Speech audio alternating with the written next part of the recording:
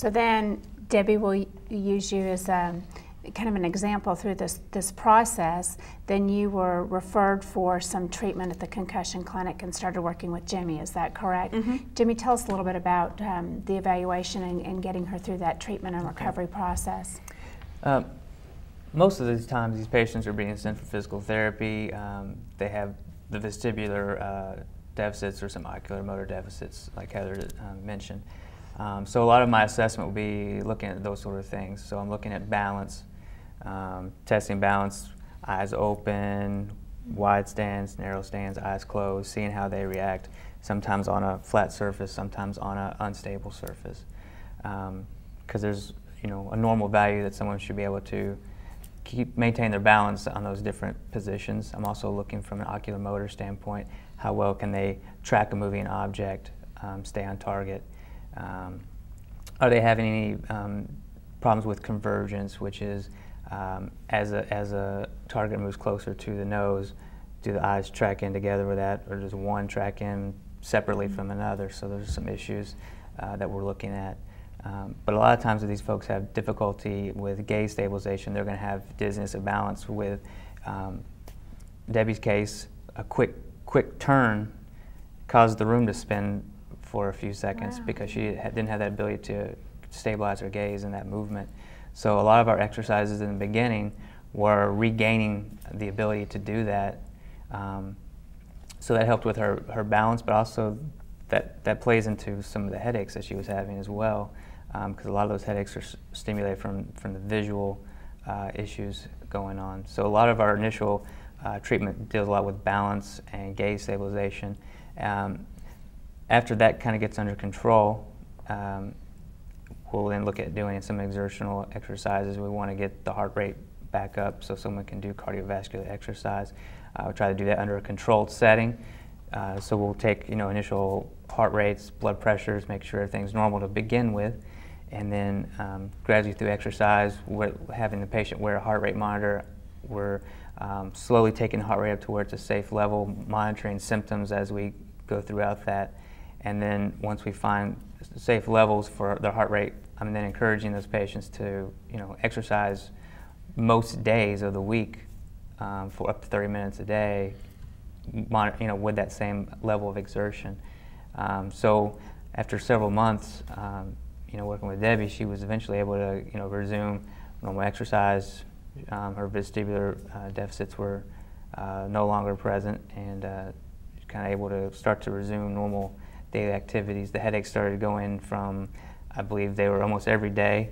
Mm-hmm. Then we kind of saw them decrease to maybe 2-3 days a week, and then to none. And Jimmy, you're actually a physical therapist, and you manage our outpatient rehab services at Her Memorial Health. So the person is really working with a physical therapist. Is that correct? Yes. I described everything from a physical therapy standpoint. Now, there are other symptoms that can occur with concussion: cognitive issues, mm-hmm. decreased focus, decreased short-term memory, sleep deficits. I work with an occupational therapist as well. Her name is Megan Doyle. Her end of the therapy spectrum is working with those types of issues. She helps folks with strategies on work on increase their memory. Sometimes these folks have either visual memory deficits, where they don't remember things as well as when they see them, versus someone who has deficits with verbal memory. So you may say something to them and 5 minutes later they forgot what they heard. So she works with them on strategies to regain that, regain focus. Sometimes it's playing various games, and then she may introduce various stimulus, loud noises or music or brighter lights or things going on in the background to make them have to try to focus on what they're doing.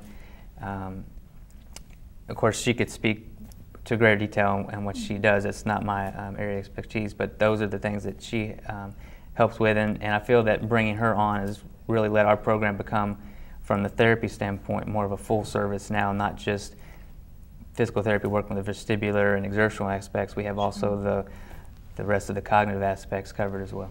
It sounds very comprehensive.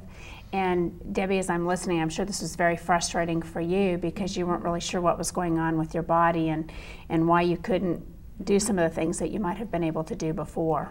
Is that correct? Yeah. The recognition. Tell us a little bit about how you came about. You said a good friend. So you'd been dealing with this for a while, maybe even trying to compensate. Is that what I heard you say? With the career that I have, is I work with people with disabilities, and we work on assisting them to get back to work, and there's various ways that we do that. And through my job, I had learned some different accommodations on helping them, and was able to just kind of reflect on some of that to try to just accommodate myself with different things, such as I would have to make 4 or 5 different lists in order to remember anything. It was to the point that I actually thought myself had a traumatic brain injury instead of a concussion because of the symptoms and signs that I was having of consistent headaches, difficulties with lights, ringing at times in my ears, visual issues, different cues like that that would end up stimulating my everyday life of being able to, okay, if I'm going to the store, do I have all of my lists so that I can do that? But some of the things that I worked on with Jimmy was I couldn't even go to a store. I would have to have somebody else to help me to go to a store. I would have panic attacks in the store, and there might not even be anybody in there. It's just the overstimulation of everything in the store, of either the noises or too many things. Maybe there was a lot of like little kids have things that have spinning types of things and stuff like that. I couldn't see those. I couldn't watch those. I couldn't do things with my boys because they would want to do things that were spinning or turning, or I couldn't do it. I just couldn't. And so I was missing out on life with them, missing out on life with my husband, and missing out with life in various other aspects of my work because I couldn't function at the level that I knew that I couldn't, but I kept it hidden from others. But they didn't know either. They didn't have a clue what was going on, and I just tried to accommodate until I got with Jimmy and Heather, and they were able to, not only through Heather recognizing and understanding what I had been through, giving me some medication to help with healing my brain, because it never was. I went straight back into work, working on a computer, utilizing a cell phone, utilizing other assistive devices that I had within that, as well as trying to go into group meetings and settings and do various things on the work aspects, but then trying to do things at home and couldn't do them either. Not to the capacity that I should have been able to do them, but by working with therapy through Jimmy and doing some things there and bringing that out. Granted, therapy was hard. It was not an easy task. There were lots of times that I literally looked at Jimmy and was in tears, like, okay, is this going to get better? Because again, you're stimulating the brain to then refocus in a different way that it has before. So very intense, it sounds like. And you know, initially you were diagnosed in a sense and then plunked back into your setting and said, okay, function the way you were before, and something has happened and you needed to really look at how you could accommodate and heal and get back to that. And fortunately we have this clinic that has the part where they can evaluate and look at assessing and what they need to do as far as treatment and the recovery process. And I think too, you know, I often think concussions has to be a hard blow to the head. It doesn't have to be. I always tell people the story, Tim Tebow, when he played for Florida, was knocked out for 2 minutes, but he was able to come back to play within 2 weeks. But a Major League Baseball umpire got hit by a foul tip ball to the mask and was out 6 months. So we can't group people by how hard you got hit or anything like that. Just a minor hit to somebody can be a very big deal versus an actual hard hit. So if I could say anything to people out there is, regardless of the situation, if you feel like you're losing focus, you're not able to maintain certain things, it doesn't hurt to come in and be seen and be evaluated. Take your kids, carefully monitor them, and if they've hit their head, watch them for signs of a concussion, because we're finding more and more that people suffer concussions for years, as Debbie have dealt with things for a very long time and have never gotten better, yet there's hope and there's help out there for that.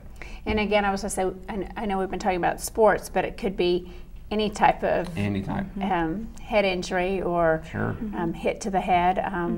You know, I'm trying to think of even a common thing where people get up and they hit their head real hard, you know, and you don't know. So you don't know. So really it sounds like they need to seek treatment, and it's not ever then too late to seek treatment. Is that what I'm understanding from you all?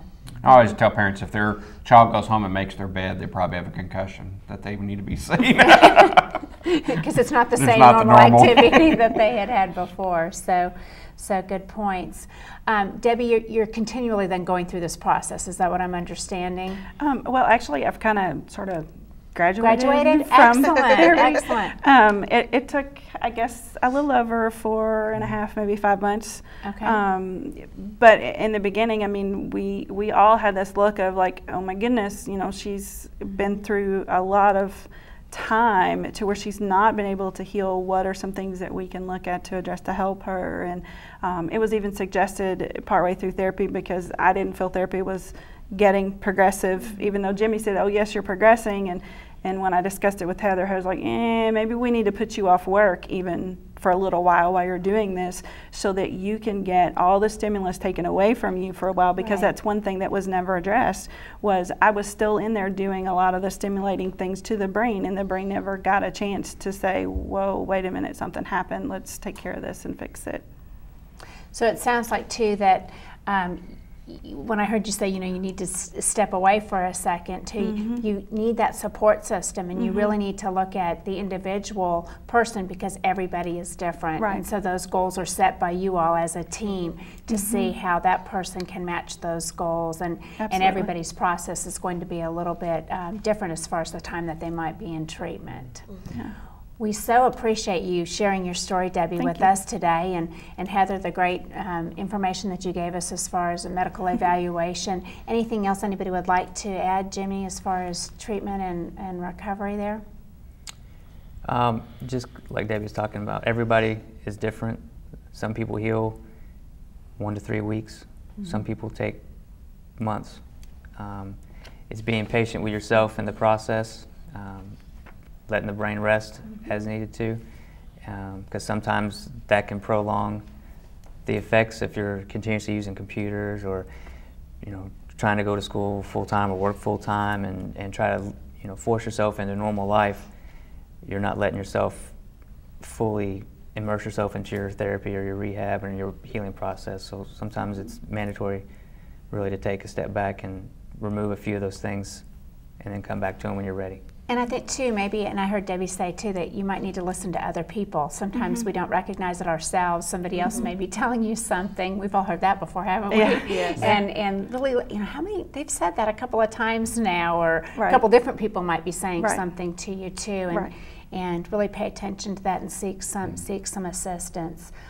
If anybody's interested in finding out more information about concussion, Eric, what number should they call? Well, actually, the concussion clinic here in about the next couple of months will be moving over to Ring Road Medical Plaza, 1111 Ring Road. So they'll be housed within that facility, which also includes our Care First and our Therapy and Sports Medicine Center. So they'll be transitioning and move over there. But I think if they call the main hospital line, that's 737-1212, and ask for the concussion clinic, would probably be a good way to go, because I know the numbers may be changing when they move to their new location. So that may be the safe way to get a hold of them until they get reestablished and get the numbers set. And the Sports Medicine Clinic, if they wanted more information about the IMPACT program? Sure, they can call our easy number at 737-PLAY, and that'll get you on a phone tree where you can talk to any of our certified athletic trainers. Great. Again, thank you all for being here today and sharing important information with us about concussion. We hope you tune in next month for another important edition of Health in the Heartland. And if you'd like additional information, please visit our website at www.hmh.net.